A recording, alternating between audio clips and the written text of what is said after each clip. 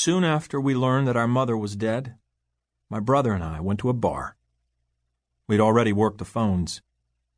Josh had called our grandparents, who'd been divorced for 40 years, but both still lived in Philadelphia. Grandpop said he'd booked the first flight he could, but air travel was snarled from the attacks 9 days earlier. Grandma was afraid of flying, so she stayed in her rented room in suburban Philly, wrecked and helpless. I called my dad's house in New Hampshire, but he wasn't home. Eventually, he called back. I told him she was dead, and a long pause ensued, one in a litany of silences between my father and me, stretching across the years since he'd left and the distance between us, thousands of miles, most of America. Finally, he said she was a good person, that he'd always cared for her. He asked if I wanted him to fly to Arizona. I said he didn't have to, and hung up. I emailed my professors and told them what had happened, that I wouldn't be back in class for a while. I called the office of the college newspaper where I worked and told my boss. Josh called in sick to his bartending job. Then we sat on the couch with our roommate, Joe, an old friend from Tombstone we'd known since grade school. It was a Thursday, and we had nothing to do. Somebody suggested the French Quarter, a Cajun joint nearby that had spicy gumbo and potent hurricanes. It seemed like a good idea. I'd heard stories of grief in which the stricken couldn't eat, but I was hungry, and I needed a drink. So that's where we spent our first night without her. When we walked in, President Bush was on TV about to give a speech. The jukebox was turned off, as it had been since the attacks, because now everybody wanted to hear the news.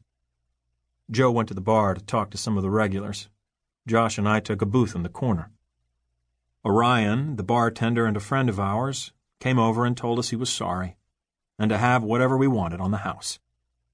I wondered if Joe had just told him or if he'd already heard. I didn't know yet how quickly or how far the news would travel, that within a few hours we wouldn't need to tell anyone about our mother, because everyone would already know. I flipped through the menu but couldn't understand it. We'd both put our cell phones on the tabletop, and mine rang, chirping as it skittered across the glass. I ignored it. "What now?" I asked. Josh kept his eyes on the menu and shook his head. "There's not much we can do." "Should we go out there?" I didn't know what to call the place where she died. It wasn't home, because we'd never lived there, and it didn't have a name. It was just a piece of land in the desert outside of Tombstone. "We can't. The property is a crime scene." I asked him if we should talk to the cops, and he said he already had, that we were meeting with them on Monday. I asked about a funeral home, and he said the coroner had to do an autopsy first. The cops said it was standard procedure. There was a long pause. My mother and her parents always said Josh was more like my father, difficult to read, and he looked like Dad too, sharp-nosed and handsome.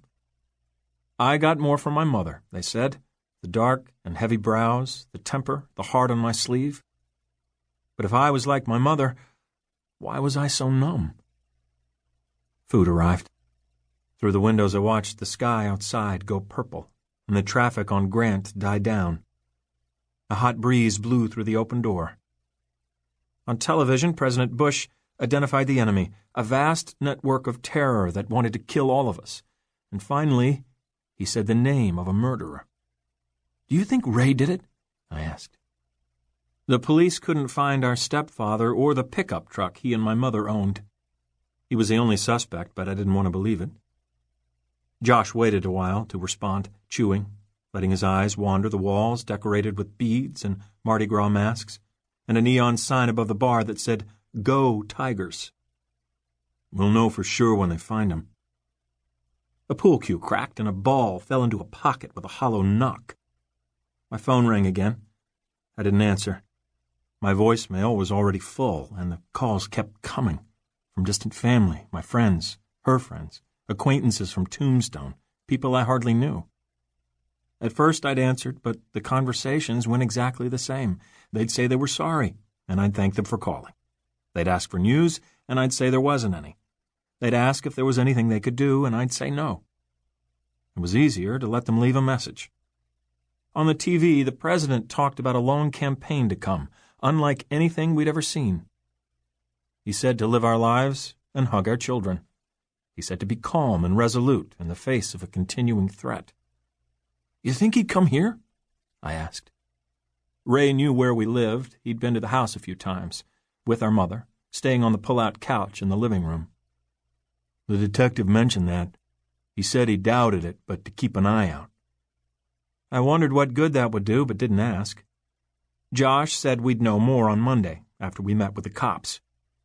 What do we do until then? I could tell Josh was wondering the same thing. What the hell were we going to do?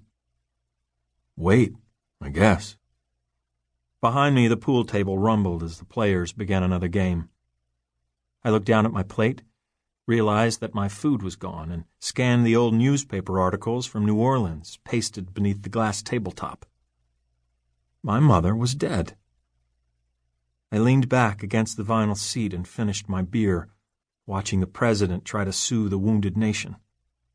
He said that life would return to normal, that grief recedes with time and grace, but that we would always remember, that we'd carry memories of a face and a voice, gone forever.